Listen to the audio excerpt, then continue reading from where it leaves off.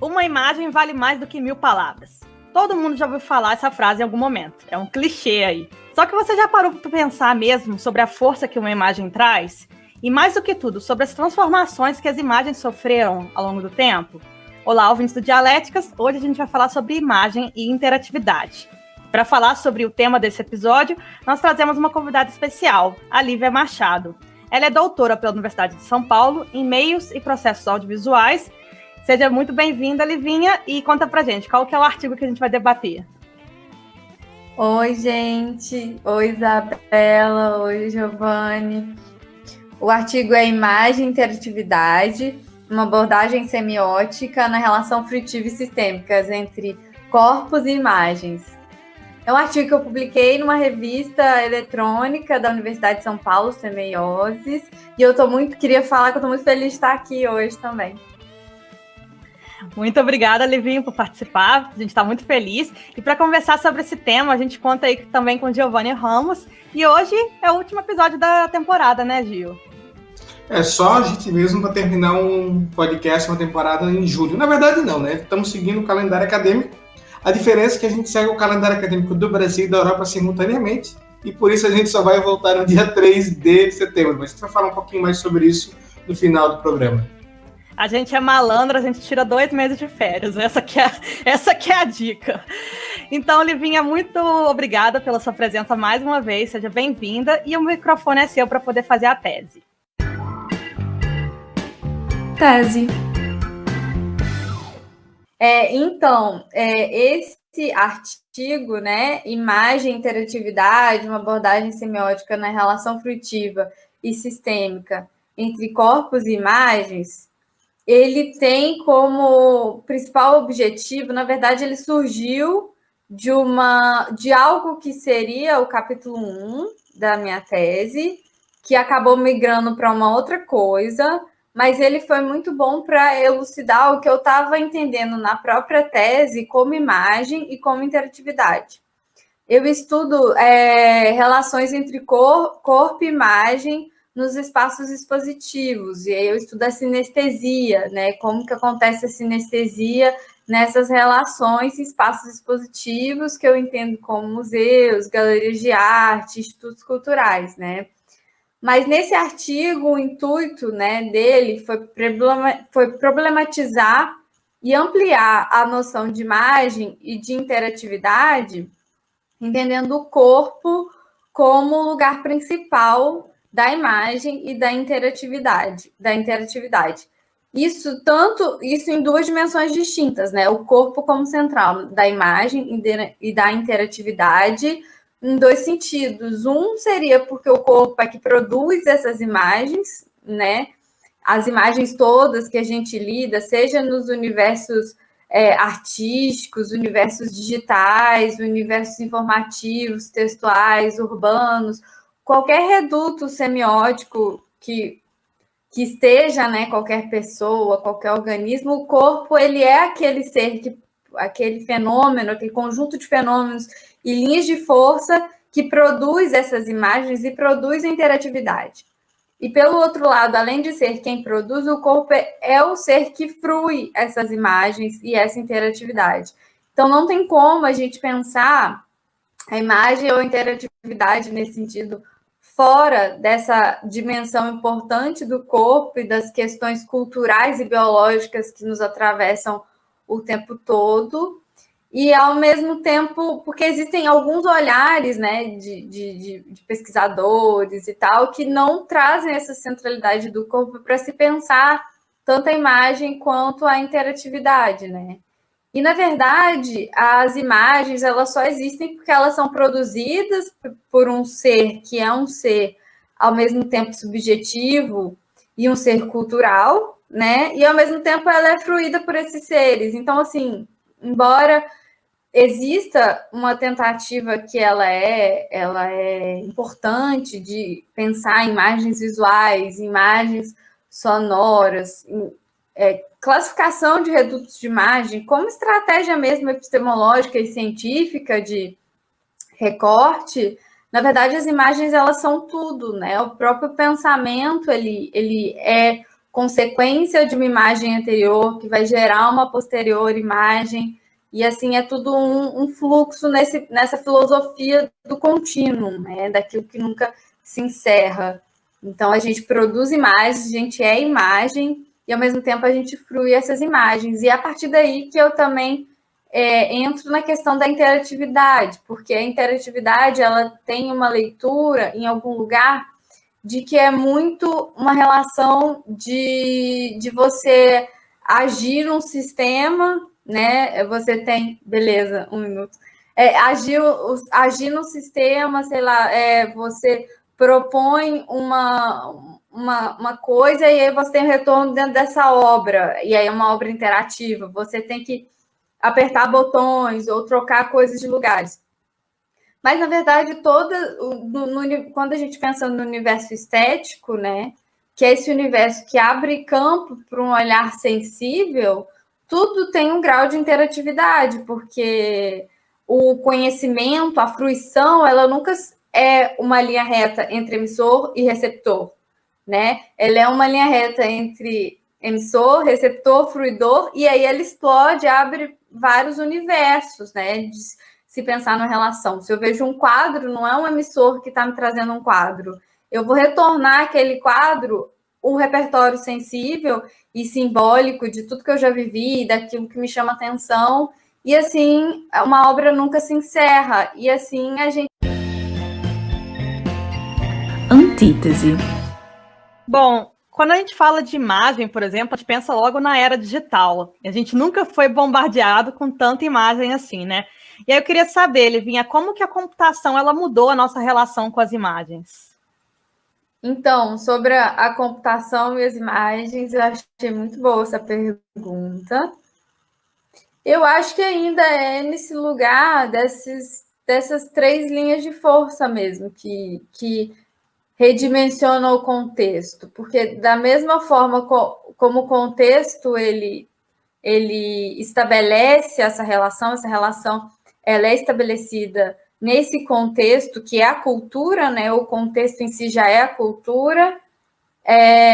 Acho que não foge disso, eu acho que é isso que emerge todas essas relações entre corpo e imagem, entre o computador e a forma de produzir imagens em todos esses lugares. E acho que é mesmo nessa dimensão desses 3 lugares, que é o computador, eu acho que ele redimensiona na maneira de se possibilitar sistemas de facilitação de contato em rede, né? Então, a produção dessas imagens, ela é muito mais fácil, muito mais acessível, e, ao mesmo tempo, o compartilhamento, ele ganha um grau de viralização muito forte, e isso acaba reestruturando toda uma relação cultural que a gente tem na forma de consumir, de produzir imagens, quanto na forma de lidar em sociedade, no espaço público, espaço urbano. Essa questão do teatro é muito engraçado, porque você vê que até a produção audiovisual agora, ela está muito em casa. Teve uma série que a Globoplay fez, que foi Diário de um Quarentenado, que é o cara todo em casa, e aí mostra a relação dele com a família pelo Skype, com a terapeuta, e a terapeuta está fazendo a terapia, aparece o filho da terapeuta, ô mãe, né, lá atrás, é muito engraçado mesmo. E, de fato, se parar a pensar a estética, né, da pandemia, ela mudou muito a estética mesmo de produção de vídeos, de arte mesmo, enfim, tudo isso. Ô, Gil, como é que você acha aí que o mundo digital afetou a produção de imagens? Totalmente.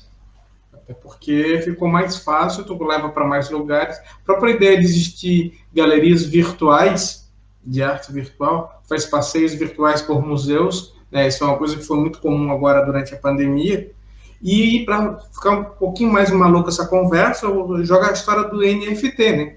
Aquela tecnologia que tu consegues dar autenticidade e originalidade a um produto digital.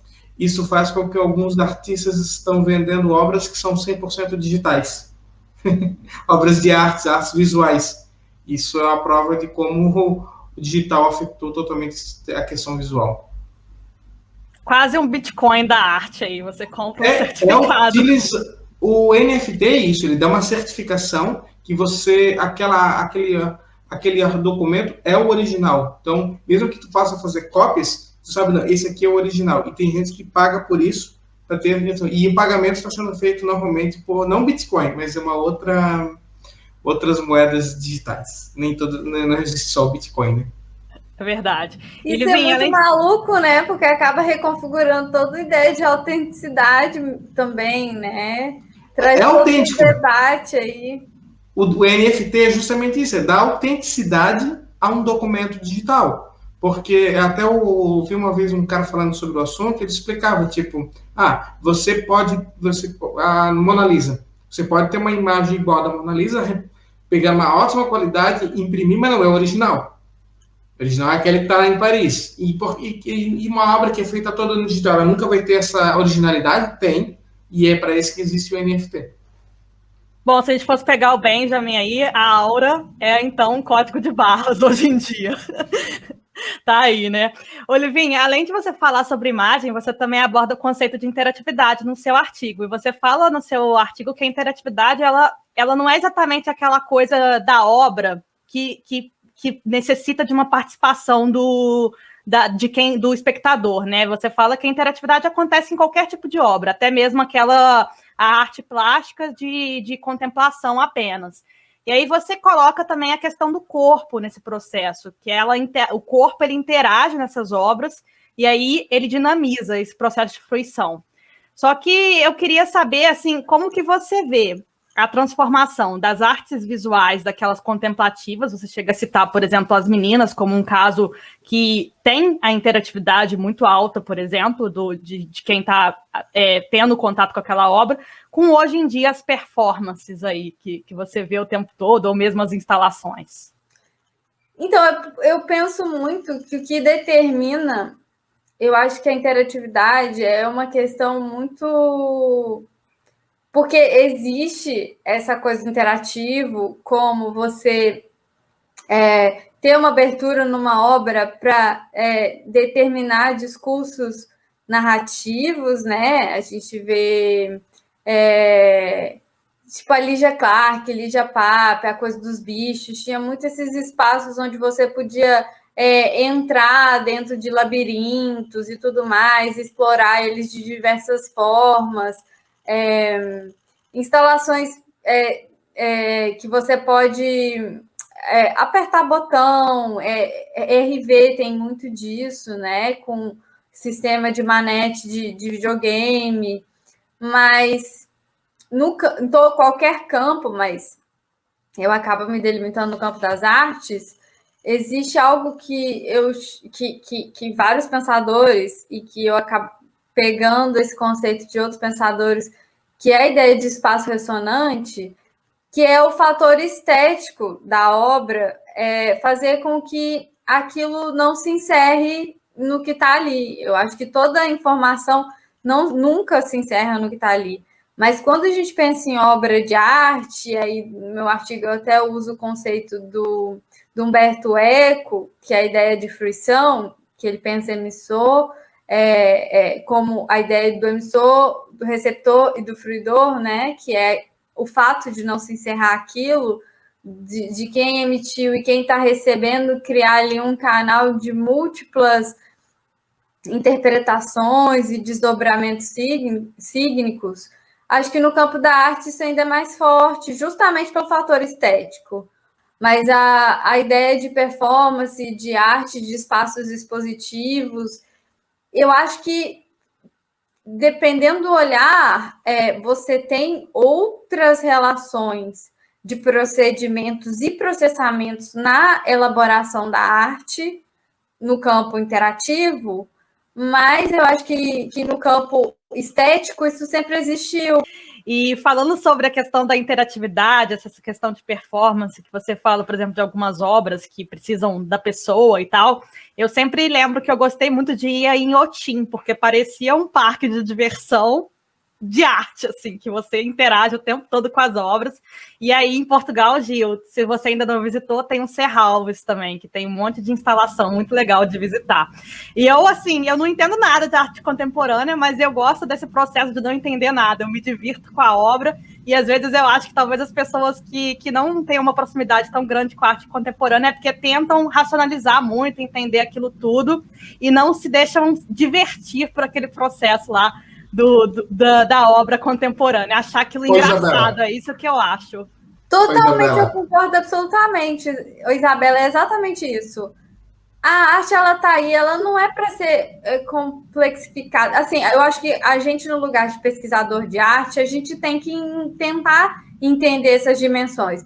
Mas o objetivo não é que seja complexo, o objetivo é que seja simples. E eu acho que é muito simples, assim, né? É uma coisa de espelho, qualquer pessoa pode brincar com aquilo, sabe? Assim, não tem um questionamento filosófico da forma como é muito construída, né? E você falou do Inhotim e tá falando de espelho, eu lembrei da Regiane Cantoni, que lá em Inhotim ela fez aquela cúpula, né, toda de espelhada, né? E aquilo é uma grande brincadeira, sabe? Tem um caráter lúdico, você entra ali, ao mesmo tempo você se vê em 1000 dimensões. Então não é para ser complexo, não é pra... O legal é pegar nesse lugar e colocar num lugar mais abstrativo e lúdico. Na verdade, a Bela falou sobre o Serralves, que tem na cidade de Porto, mas eu também, para quem está na Europa, obviamente, eu cito o Museu Reina Sofia, de Madrid, porque ele é um museu de arte moderna e contemporânea. E aí, como é que as pessoas às vezes não estão acostumadas com uma arte contemporânea? Eu vou dizer que não é meu estilo favorito também, mas acho que talvez começar pela arte moderna, entender o contexto do que foi a arte moderna, o movimento modernista, ajuda a entender o que é a arte contemporânea. Então, acho que talvez fazer esse processo, muitos desses museus é para os dois, arte moderna e contemporânea, a maioria acho que é, né? E por isso que eu dou essa recomendação também, além do Serralves, o Reina Sofia de Madrid. Eu gostei bastante, inclusive tem dias que são gratuitos. E Livinha, falando aí em museu, né, que a gente tá falando bastante de museu, eu sei que você estudou aí 2 museus no mestrado, tanto da língua portuguesa quanto de Auschwitz, e você via essa questão de fruição, processo de fruição dentro do museu. E hoje em dia, você está estudando museu ainda, eu queria saber o que você vê assim, de presença de imagem nos museus e como que a presença dessas imagens altera o processo de fruição. Nossa, eu adorei essa sua pergunta. Eu não tô fazendo, não tá mais mexendo aqui o áudio, né, gente? Ou tá ainda? Não. Tá. Eu fiquei mais quietinha e eu acho que funcionou, viu, gente? Eu acho que eu devia estar esbarrando ainda. Qualquer coisa, vocês me interrompem aí. Eu adorei essa sua pergunta também, porque eu não estudei fruição exatamente no Museu da Língua Portuguesa de Auschwitz. Eu acabei estudando o conceito de imersão nesses museus. E eu achei legal você citar isso, porque fruição é uma coisa que eu acabo mais pensando no doutorado, nesses objetos que são mais artísticos do que museológicos, mas aí eu fiquei tentando também entender como que acontece essa fruição mesmo, que é um conceito que eu acabo pensando mais no doutorado do que no mestrado, nos meus objetos de pesquisa do mestrado, que foram os museus da língua e o de Auschwitz, na Polônia, né? Que é o museu onde era o maior campo de concentração e extermínio nazista. E a fruição, ela se dá de formas distintas nesses museus, né? Assim, o da língua portuguesa é curioso porque o prédio da língua portuguesa pegou fogo ali na Estação da Luz. Eles estão com outro projeto para reabrir, a princípio seria ano passado, mas com essa coisa da pandemia foi esticado um pouco, e o acervo ainda está preservado, assim, embora tenha tido esse dano do patrimônio do prédio da Estação da Luz, como era um acervo colaborativo com vários artistas, pesquisadores, músicos da língua portuguesa, poetas e documentaristas, eles conseguiram juntar esse acervo todo do Museu da Língua Portuguesa em HD, né?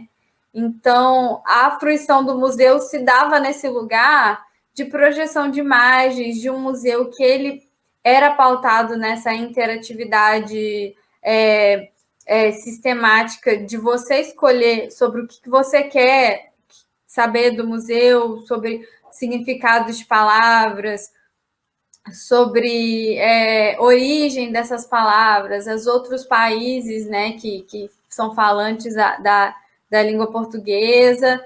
Já o Museu de Auschwitz-Birkenau, ele tem esse intuito de ser um museu indicial, né, um museu documental de uma das maiores catástrofes da humanidade, que foi o Holocausto do judaísmo, né?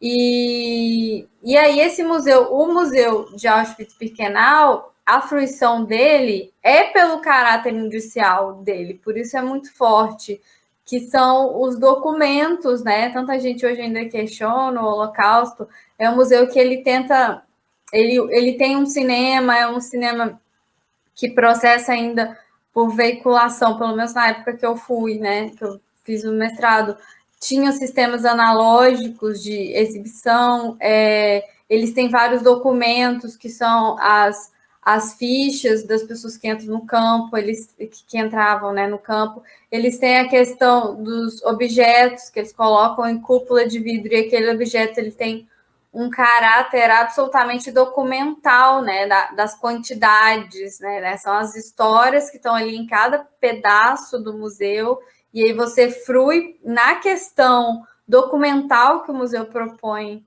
a dispor, a narrar, e também nas quantidades, né, porque é tudo muito imenso, é tudo muito grande, e essa fruição ela se perde nessa dimensão palpável de material, né, da materialidade que está ali, que ela é muito física e muito extensiva no sentido das imensas quantidades de coisas que aquele museu guarda, né? Sim, eu lembro que eu ficava andando em Auschwitz e cansa esse processo de andar, porque são distâncias imensas e também a quantidade de informação que você tem, aquela sala de prova dos crimes em que você vê uma série de sapatos empilhados, e realmente a imensidão, nesse caso de Auschwitz, mostra a imensidão do projeto de destruição mesmo, que foi feito pelos nazistas. E, Gil, agora eu queria saber de você, né? O que você acha dos museus que você já frequentou? Quais deles que fazem o uso mais interessante de imagens? Museu de imagens é todos. Praticamente todos, né? Museu de arte, principalmente. Tu vai ver artes visuais. Agora, interação, museu interativo, aí também é um que, na verdade, nem é o que eu mais gostei, mas, enfim, é bastante interativo nesse sentido. É o Museu de História Natural de Londres, que é um museu, inclusive, gratuito. Ele tem, de fato, uma interatividade muito grande. Agora, visual, acho que são todos, né? Verdade. Eu tive também no Museu de... Não é... Dachau, não sei como é que se fala. A cidade do lado de Munique. Dachau. Eu não falo nada alemão. Mas é o primeiro campo de concentração, né? Também virou museu. E também tem acho que uma outra pegada ali, né? Porque eles preservam o máximo, a estratégia é deixar o máximo de como estava para as pessoas entenderem. Então, o tipo de interação é diferente. É uma coisa horrível, é uma sensação horrorosa, mas não dá para dizer que é interessante, mesmo saindo de lá muito mal. Bom, gente, comentou de Londres, rapidinho. Dele ser interativo, tem uma sala lá muito engraçada, que você tá num simulador de... É doido, né? Que você tá num simulador de terremoto. E aí eles colocam os objetos na parede, e aí tem aquele chão que treme e tal.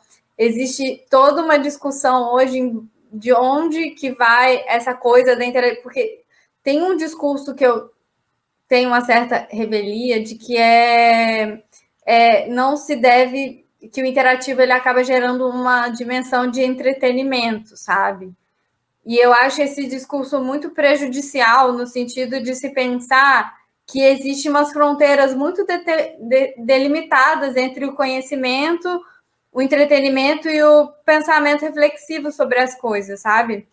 Então, assim, muita gente questiona nesse lugar, o entretenimento não banaliza, por exemplo, o Museu de Imagem de Som não é uma coisa puramente entretenimento, Silvio Santos e tal, Mas eu acho que às vezes cai num lugar complicado, sabe? De tentar delimitar muitas fronteiras entre o que é uma coisa e o que é outra.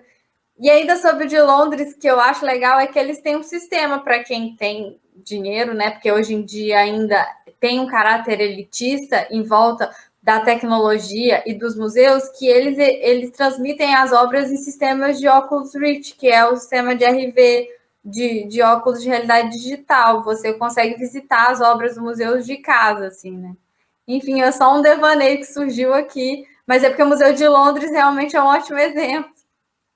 Sim, agora esses museus digitais é uma coisa aí que a gente que é muito legal mesmo, e democratiza. Eu acho que democratiza. Eu acho que agora você chegou num lugar muito bom, assim, que eu concordo. Acho que democratiza. Tem muita gente que fica achando que essa coisa de tecnologia acaba popularizando as coisas. Mas que bom que populariza, né? Que gente bom chata que reclama. Não, existe um pensamento de que não, a aura ainda é aquela coisa utópica, benjaminiana, né? É papo de gente que tem 20 euros para poder gastar no museu e que também tem o dinheiro da passagem de ir para o Brasil para o museu. Esse que é o negócio. Então, deixa eu só completar, então, para fechar esse quadro, no que a Lívia disse. Eu concordo com ela e vou além.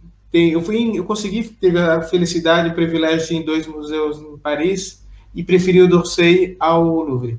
É isso. Eu também prefiro o d'Orsay ao Louvre. Então somos mais moderno, o outro é totalmente clássico, tal, mas eu me sinto mais à vontade no outro. Falei. E o d'Orsay também para quem é todo fã do tradicional, eu preferi o d'Orsay. E ele é mais seleto, ele tem uma coleção que você percorre ela num dia todo. O Louvre me dá desespero, porque tem aquela coisa de Auschwitz também no Louvre, né? Aquela coisa de ser imenso, aí essa imensidão te dá desespero. Sim, sim. Acho que o caminho é popularizar tudo. Síntese. A gente chegou aí no ponto de debate que eu acho que é o principal, né? A gente falou de imagem, a gente falou de interatividade, a gente falou de museu. E ao longo dessa pandemia, o interessante foi que os museus eles tiveram que se aproximar do público pelo digital. E aí, o que eles fizeram? Primeiro, eles abriram a coleção digital para todo mundo. E eles também começaram a fazer um processo de educação. Você vê uma série de museus que tem página no Instagram, por exemplo, explicando as obras. Uma série de museus digitais abriram as suas portas. Tem um museu, por exemplo, eu vou recomendar nas referências sobre migração, que é muito interessante. E tem museu que você consegue ver de casa, como a Livinha falou, com óculos de realidade virtual. E assim, é óbvio que eu não vou advogar pelo fim dos museus, não é isso, mas eu acho interessantíssimo essa ampliação, a pessoa conseguir acessar o museu fisicamente, né, ir até um Louvre da vida e visitá-lo, mas também acessar essas obras de forma digital. Eu acho isso essencial para todo mundo ter acesso aí à arte e valorizar a arte, valorizar a cultura, porque se fala muito em desvalorização da cultura pela sociedade, quando só apenas uma parcela pequena da população tem acesso à cultura. Então, para a valorização da arte, você tem que ampliar o acesso aí. Não só o Museu de Arte, Isabela. Outros museus de história também pode ser feito isso. Inclusive, eu já sugeri um jornal do interior de Portugal, da cidade de Fundão, que tem um jornal histórico, que foi uma referência de resistência à ditadura do Salazar. E eles têm um material... Foi o único jornal a ser fechado pela ditadura do Salazar, ser literalmente fechado, censurado e fechado. E eu propus a eles que eles fizessem um dia um museu da democracia e da imprensa, né? E isso deveria ser virtual, para chegar a todo mundo, não apenas na cidade. Sabe, sobre essa questão das imagens, dos museus, eu acho que são debates também muito relevantes, sobretudo nesse contexto da pandemia que a gente acabou vivendo nessas microtelinhas, né? A gente mudou para cá. Acho que a arte deve ser popularizada, assim como os instrumentos para acesso e ensino, debate, né? E aí você estava falando sobre museus que têm acervos online. Eu acho que o Museu de Auschwitz-Birkenau é um dos melhores exemplos, porque a quantidade de acervos, de linhas de pesquisa que eles têm online disponível aí para qualquer pessoa que queira pesquisar ou queira saber mais sobre, ou até mesmo ver o funcionamento de como que era o funcionamento antes, ainda mais hoje que tem gente que questiona esse tipo de documento histórico que a gente tem, essas catástrofes históricas que a gente tem, como se elas realmente não tivessem acontecido, eu acho super importante. E indicação, além do Museu de Auschwitz-Birkenau, que eu acho importante, que eles têm todo um acervo online, né? Tem também o Instituto Moreira Salles, de São Paulo, que é um instituto de pesquisa, de arte. Eles também têm acervo próprio, embora eles não se auto-intitulem um museu, que sempre tem exposições incríveis online também. Eles já estão reabrindo agora, mas você pode pesquisar muito das instalações, exposições lá de casa, então.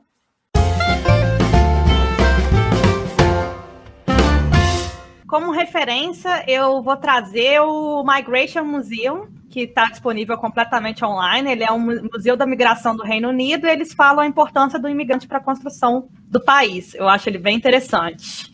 Qual que é a sua referência, Gil? Eu fiquei antes falando de Museu da Europa, sacanagem fazer isso com o público, que nós temos uma boa parte da audiência no Brasil, né? Então, eu vou sugerir um museu brasileiro, e é um dos meus favoritos no Brasil hoje, que é o Museu Oscar Niemeyer, em Curitiba. Quem não foi, vá, é muito legal, é mais arte moderna, então a gente está falando aqui de arte moderna e contemporânea. E a primeira vez que eu fui foi uma exposição do Escher, e além das exposições, o museu em si é muito legal, e é uma entrada muito barata, né? Eu paguei acho que R$6 apenas, era um negócio assim ridículo de preço, vale muito a pena. O Museu Oscar Niemeyer em Curitiba, essa é a minha dica. Então, eu já deixei 2 indicações aí, né? Uma de museu, que é a visita online do Museu de Auschwitz-Birkenau.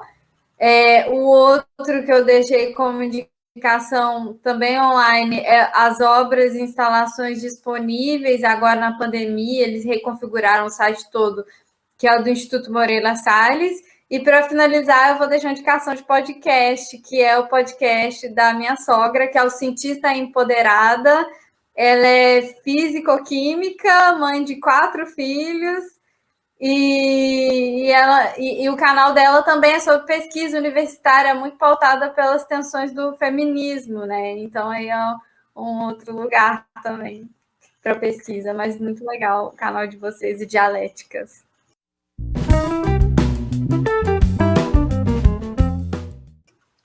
Bom, a gente fala bastante sobre pesquisa aqui, né? E uma coisa muito importante para pesquisa são as revistas. E você, ouvinte, você muitas vezes se perde aí nos prazos. E eu queria saber, Gil, o que a gente tem na agenda para recomendar para o ouvinte?